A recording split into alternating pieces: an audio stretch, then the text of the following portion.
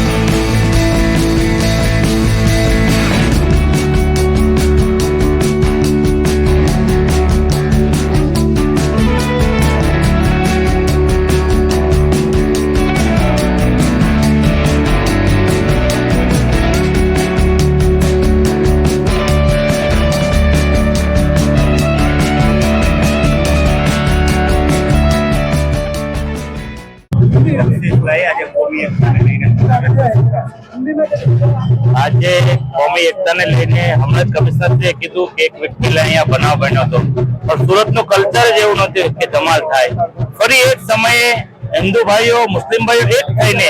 આજે જુલુસને સ્વાગત કરવા અમે ભેગા થયા છે। ત્યારે અત્યારે સુરત ભારત વર્ષનું તો નંબર 1 શહેર છે, અત્યારે વિશ્વમાં આપણે પ્રસ્થાપિત થવા જઈ રહ્યા છે। ત્યારે આવનાર સમયમાં ફરી એકવાર આપણે પૈગંબર સાહેબનો જે જન્મદિવસ છે એને તો શાંતિનો સંદેશો આપણે આપ્યો જ છે, એના સંદેશાને આગળ લઈને આવનાર સમયમાં આપણે બધા સંકલ્પ કરીએ કે આપણા સુરત પર કોઈ પણ અનિચ્છ બનાવ નહીં બને, તે આપણા સૌની જવાબદારી છે। ફરી એકવાર પૈગંબર સાહેબના જન્મદિવસની હૃદયપૂર્વકની તમામ મુસ્લિમ બિરાદરોને શુભકામના પાઠવું છું। આજે આ સમયે પોલીસ કમિશનર શ્રી કદીરભાઈ, મોહસિનભાઈ, તમામ આગેવાનો, મનોજભાઈ, અમે ફરી એકવાર આ જગ્યા પર જ્યાં બનાવ બન્યો ત્યાં ફરી એક થઈ અને ભારત દેશને સંદેશો આપી રહ્યા છે। અસ્તુ ભારત માતા કી જય।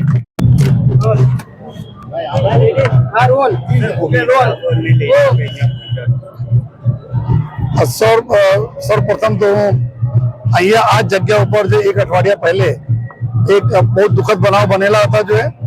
અને આ જગ્યા ઉપર આજે માનનીય મેયર સાહેબના નેતૃત્વમાં મુસ્લિમ આપણા અગ્રણી શ્રી કદીરભાઈ, તમામ વિસ્તારના જો અમારા જો હાજીશ્રી અને મુસ્લિમ આગેવાનો, પોલીસના અધિકારીઓ, બધા લોકો અને ગણેશ ઉત્સવ સમિતિના બી પ્રમુખ શ્રી સ્વામી અમૃતાનંદજી આવે છે જો બધા લોકો મળીને આ સંદેશા અમે લોકો આપવા માંગીએ છીએ કે સુરત એક છે જો સુરત એક હતા, છે અને રહેશે, અને બધા લોકો अपना मरीने जो सुख शांति